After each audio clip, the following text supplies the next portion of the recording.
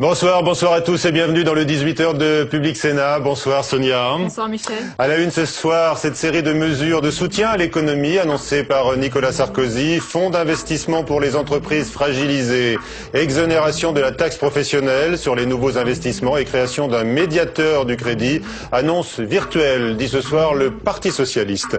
Les marchés restent fébriles face au risque de récession, léger rebond de la Bourse de Paris en clôture de 0,38%. La journée d'action des magistrats, des avocats et de toutes les professions pénitentiaires contre la politique menée par Rachida Dati. Et puis nos invités ce soir, Sonia. Ernest Antoine Sellière, président de Business Europe, et puis un jeune dirigeant de PME spécialisé dans la sécurité, Michel Meunier, qui nous dira bien comment il fait face à la crise. Et puis nous rejoindrons également au cours de cette édition à Strasbourg Daniel Cohn-Bendit, puisque le Parlement européen a décidé effectivement d'honorer du prix Sakharov de la liberté de penser le dissident chinois Hu Jia. Mais d'abord, donc, à la une ce soir, les mesures annoncées pour soutenir l'économie française lors du déplacement de Nicolas Sarkozy en Haute-Savoie. Oui, après le secteur financier qu'il fallait sauver de la faillite, le président se préoccupe de l'économie réelle. À Annecy, en Haute-Savoie, il a annoncé une série de mesures. Suppression de la taxe professionnelle pour tous les nouveaux investissements, création d'un poste de médiateur du crédit et puis mise en place d'un fonds d'investissement pour soutenir les PME. Pierre Dukertz. Mesure phare annoncée ce matin par Nicolas Sarkozy pour lutter contre la crise, un fonds d'intervention publique afin d'aider les PME en difficulté. La Caisse des dépôts en assurera la gestion, sous la surveillance, Monsieur le Président, de l'Assemblée nationale du Parlement. Elle devra en faire une priorité de sa stratégie pour une gestion que je souhaite plus active, plus offensive. Autre annonce du chef de l'État, l'exonération de la taxe professionnelle sur les investissements réalisés par les entreprises à partir du 23 octobre 2008. C'est une taxe qui sert aux collectivités territoriales, qui forme à peu près 80% de l'investissement productif dans notre pays. Donc si on réduit la taxe professionnelle des entreprises, ce que je peux comprendre en une période de crise, comment on compense les collectivités territoriales? Et ça, il nous a rien dit. Un poste de médiateur est créé pour aider les entreprises en difficulté à accéder au crédit. Il y a des risques de cessation de paiement dans un certain nombre de petites et moyennes entreprises. J'espère qu'il sera un bon anticoagulant. Nicolas Sarkozy a aussi rappelé que 175 milliards d'euros seront directement investis par l'État dans l'économie et particulièrement l'économie numérique. Enfin, le chef de l'État réunira la semaine prochaine les préfets pour les mobiliser sur les situations délicates dans leur département. Et comme le disait à l'instant Jean Arthuis, il y a déjà beaucoup d'exemples de cessation de paiement dans les PME qui sont plus que jamais dans la tourmente. Oui, chaque jour, ce sont plus de 150 PME qui déposent le bilan. Bijouterie, restaurants, boulangerie, personne n'est épargné. Et les crédits bancaires promis n'arrivent toujours pas. Reportage dans une entreprise informatique dans les Yvelines, Thomas Ringuet. Vélizy-Villacoublay dans les Yvelines. En fait, on a peu de stock, c'est simplement pour les consommables, pour les imprimantes. Nous sommes dans l'entreprise Showpage, une PME de 3 salariés spécialisée en revente de matériel informatique. 1,5 million d'euros de chiffre d'affaires en 2007. L'entreprise marche bien, mais depuis quelques semaines, la société chargée de faire l'intermédiaire avec les fournisseurs n'honore plus toutes les factures. Showpage voit donc ses approvisionnements menacés. On se retrouve avec des commandes clients qui ne peuvent être livrées puisqu'effectivement nous ne sommes pas en mesure en termes de trésorerie de les régler comptant. La situation pourrait très vite devenir intenable pour cette petite structure qui n'attend rien des nouvelles mesures annoncées. Autre idée, lancer la création d'un poste de médiateur du crédit pour s'assurer que les banques prêteront aux entreprises. Non, ça c'est du blabla le médiateur. Les belles annonces c'est une belle chose, mais la question qu'on se pose, est-ce que réellement ça va déboucher un jour là? Parce que ça fait quand même maintenant 3 semaines qu'on est en situation très difficile, 3 semaines que les défaillances d'entreprises, de petites structures, ça s'amoncelle, et 3 semaines également qu'on ne voit aucune opportunité pour nous de récupérer ce qui semblerait-il nous serait dû. La fin 2008 s'annonce difficile pour cette petite entreprise, surtout que c'est à cette période qu'elle réalise le plus gros de son chiffre d'affaires. Et puis toujours les conséquences de la crise avec le numéro 3 français de la vente à distance qui est en cessation de paiement. La Camif, qui était déjà en difficulté, n'aura pas résisté à la crise. Le groupe emploie plus de 700 personnes. Et puis, dans la crise, les rémunérations des dirigeants, mais des plus grandes entreprises, les rémunérations sont toujours dans le collimateur. Oui, avec une rémunération totale de 4 milliards d'euros par an, bien les patrons du CAC 40 sont parmi les mieux payés en Europe. La crise financière a mis en évidence les excès de certaines pratiques et le groupe PS du Sénat a présenté ce matin une proposition de loi pour encadrer justement leur rémunération. Flora Sauvage. Pour la gauche, il faut une loi. Pas question de s'en tenir à un code de bonne conduite souhaité par Nicolas Sarkozy pour encadrer les rémunérations des patrons du CAC 40. Exposé des mesures phares de cette proposition de loi ce matin lors d'une conférence de presse. Réglementer les stock options, non pas les supprimer. Réglementer et fiscaliser les excès de ce qu'on appelle les retraites chapeau, les parachutes dorés. Et en même temps, réformer le statut du dirigeant d'entreprise. Le texte, qui comporte 23 articles, propose notamment d'encadrer les modalités d'octroi des stock options en obligeant les dirigeants d'entreprise à établir un calendrier régulier de cession de leurs actions. Pour le MEDEF, il ne faut pas remettre en cause le système des stock options, même s'il se dit prêt à les encadrer. Pour moi, la logique des stock options, c'est de mettre le patron dans la situation d'être lui-même l'un des actionnaires. Beaucoup de patrons arrivent à la tête de grandes entreprises sans être fortunés, sans être héritiers, et ils sont salariés. Et il est important de les associer à ce que vivent les actionnaires et de leur faire partager cette communauté de destin que vivent l'ensemble des actionnaires. La proposition de loi socialiste sur la rémunération des dirigeants d'entreprise doit être discutée en séance publique le 4 novembre. Et sur cette question de la moralisation de certaines rétributions des grands dirigeants, bien sûr, nous interrogerons dans un instant également Ernest-Antoine Sellière. En pleine crise, le RSA est plus que jamais approprié. Et en tous les cas, c'est l'idée que défend Martin Hirsch devant les sénateurs. Son texte est débattu à la Haute Assemblée et selon le Haut Commissaire Solidarité Active contre la pauvreté, eh bien le RSA est plus que jamais nécessaire en cette période tourmentée, mais son financement pose toujours problème. Marie-Laetitia Bourriez. Ce qui pose problème, ce n'est pas tant le principe du RSA défendu par Martin Hirsch, mais son financement. Il s'appuiera sur un fonds national, mais aussi sur les départements, et l'opposition craint qu'il n'ait pas les moyens de porter cette charge. Vous disposerez bien de quelques 1,5 milliard d'euros pour financer votre RSA. Et d'après une personne que vous connaissez bien, monsieur le haut-commissaire, que nous connaissons puisque nous le fréquentons, Christophe Deltombe, l'actuel président d'Emmaüs, cette somme ne suffira pas puisqu'en année pleine, ce dispositif coûtera 3 milliards d'euros. Comme les députés du groupe PS, les sénateurs socialistes ont décidé de s'abstenir sur le texte. À gauche comme à droite, des voix s'élèvent dans l'hémicycle pour dénoncer une injustice criante.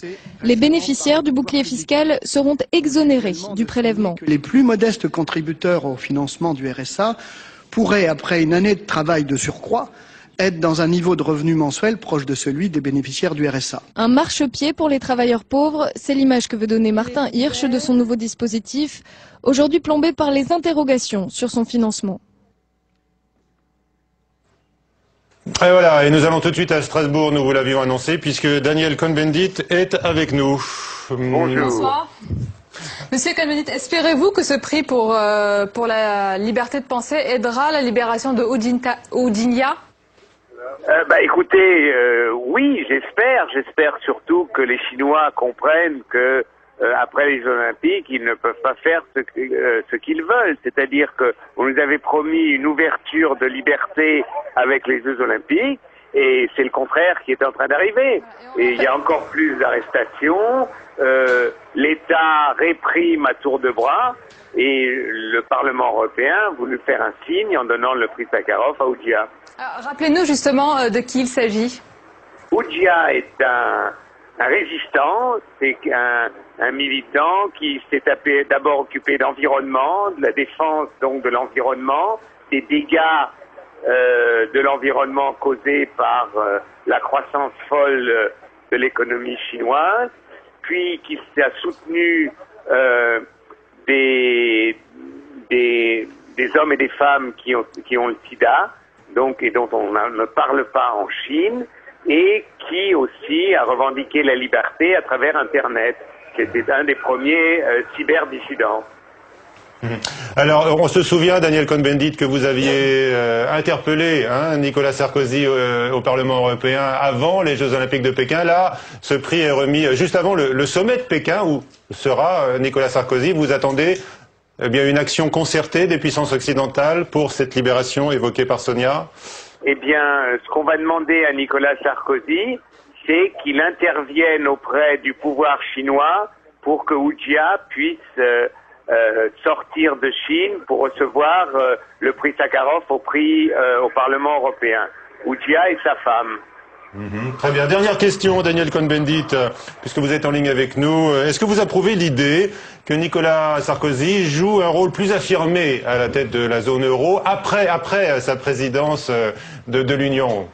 Eh bien, écoutez, si Nicolas Sarkozy a envie de relancer un New Deal vert, le Green New Deal, c'est-à-dire un vrai plan de relance européen écologique et un plan de relance pour l'Europe de la connaissance, très bien. Mais là, c'est le fond maintenant qu'on va discuter. C'est quel type de relance pour pas qu'on aille de nouveau dans le mur comme on a été jusqu'à présent. Mais avec l'idée de renforcer la gouvernance économique de l'Union, Daniel Cohn-Bendit, et de la zone euro, je repose ma question, avec éventuellement donc Nicolas Sarkozy toujours à sa tête en raison de son hyperactivité de ces dernières semaines. Je suis pas responsable de l'emploi du temps du président de la République. La France fait partie de la zone euro. S'il a envie de s'impliquer là-dedans, très bien. Très bien. Merci, bon. Daniel Cohn-Bendit. Merci. Et l'actualité avec le Sénat qui supprime le crédit d'impôt sur l'intéressement. Il s'agit de cette mesure qui était dans la loi sur les revenus du travail. Elle n'a pas convaincu. La commission des finances du Sénat juge cette exonération fiscale trop coûteuse. Et puis bien sûr aujourd'hui cette journée d'action des magistrats, des avocats, mais également du personnel pénitentiaire contre la politique suivie par Rachida Dati. Oui, un peu partout en France, des magistrats rejoints par des avocats se sont rassemblés pour dénoncer la politique de la garde des Sceaux. Robe noire et robe rouge se pressaient sous des banderoles clamant justice bafouée, démocratie en danger. On écoute le secrétaire général de l'Union syndicale des magistrats. On a parfois eu des relations difficiles avec différents gardes des Sceaux, avec ses prédécesseurs, mais on arrivait toujours à maintenir un lien institutionnel. Jamais, je dis bien jamais, aucun ministre de la Justice n'a traité les différents acteurs de justice, que ce soit les magistrats, les fonctionnaires ou les avocats, de la façon dont Mme Dati traite les différents acteurs de justice. Et puis à noter ce soir que le Conseil supérieur de la magistrature a décidé d'enquêter sur les conditions dans lesquelles ont été interrogés des magistrats de Moselle après le suicide d'un adolescent de 16 ans à la prison de Metz. On se souvient que cette décision de Rachida Dati de diligenter une enquête en pleine nuit, eh bien, avait notamment fédéré cette colère que l'on voit s'exprimer aujourd'hui des magistrats. La suite du 18h, tout de suite, Sonia, avec nos invités. Ernest-Antoine Salière, président de Business Europe, et un jeune dirigeant d'entreprise, Michel Meunier.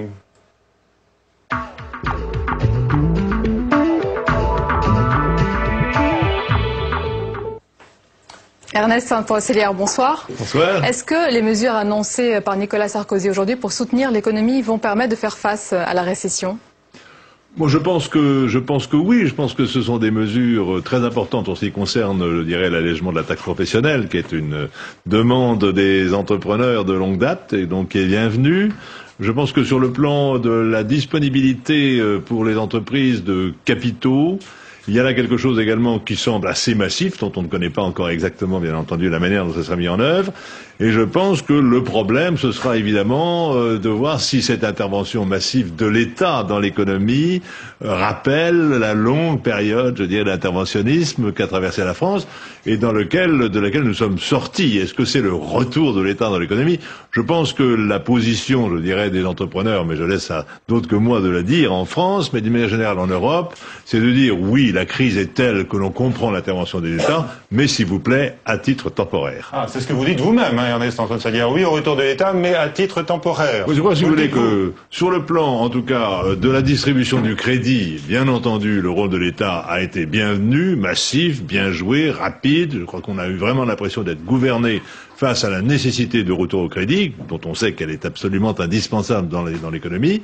En ce qui concerne alors maintenant ce fonds souverain, en quelque sorte, à usage interne, alors je pense que là, la réponse doit être un peu prudente. Oui, mais à titre temporaire. Ça ne peut pas être une manière, je dirais, de diriger l'économie. En tout cas, vu d'Europe, à l'évidence, on pensera que la France ne doit pas retourner à ces vieux démons, je dirais, étatistes.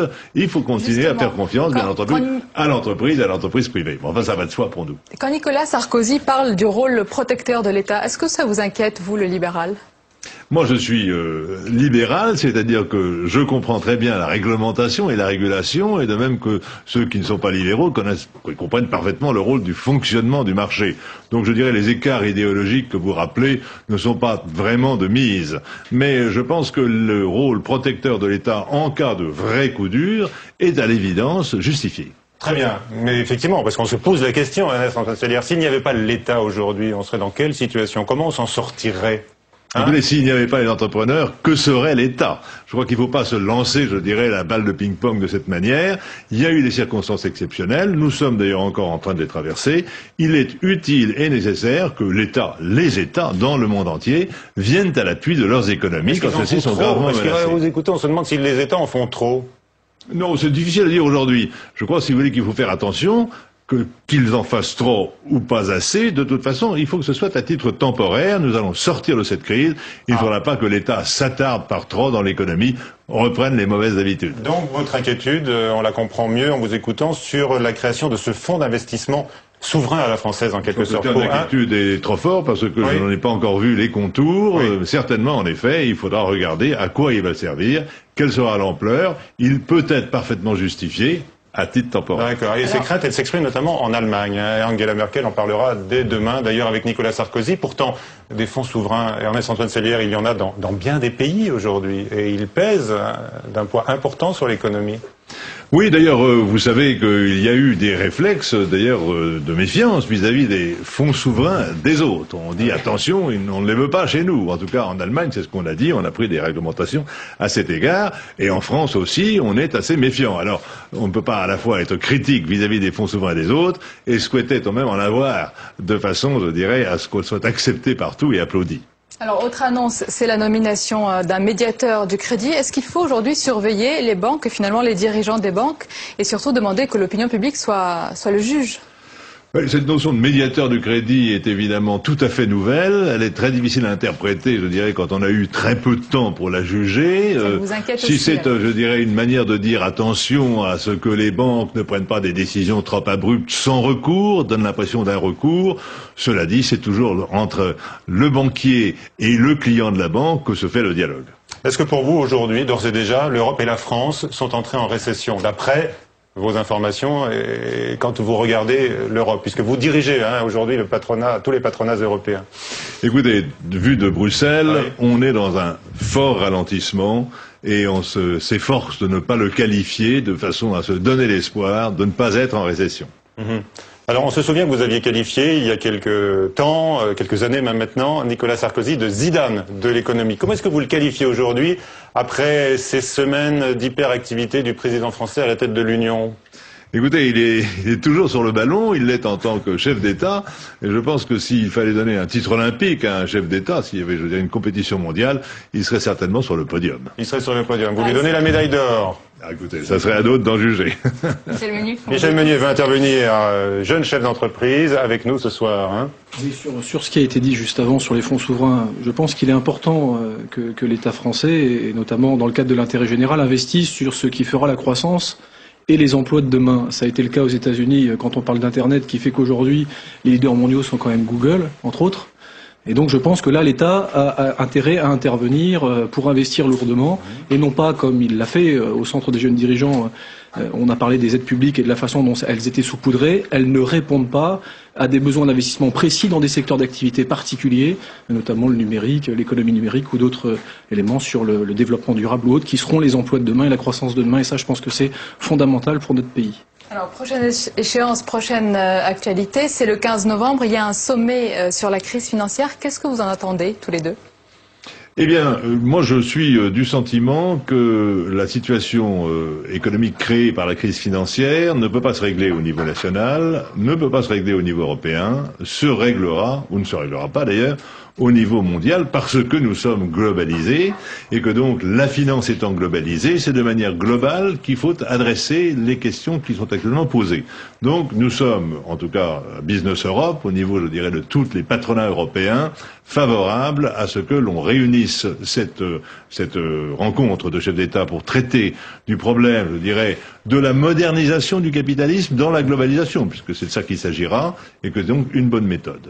Et il s'agira aussi sûrement beaucoup des parachutes dorés, on en a beaucoup parlé. Est-ce que vous êtes toujours contre leur suppression? Est-ce qu'il faut au moins les recadrer, les normaliser? Non, écoutez, je n'ai pas personnellement de point de vue sur cette question, mais je suis très heureux que justement le MEDEF en France et la FEP, comme ça s'est passé dans d'autres pays européens, aient travaillé, je dirais, à une position commune qui en fait doit être adoptée par les entreprises cotées d'ici la fin de l'année et qui donc affiche un comportement sur les sujets clés, les parachutes dorés, les stocks options, les retraites, le cumul de la notion de pour un peu salarié. encadrer tout ça. Mais non, il faut pas de loi, il faut pas de loi, il faut uniquement la bonne volonté.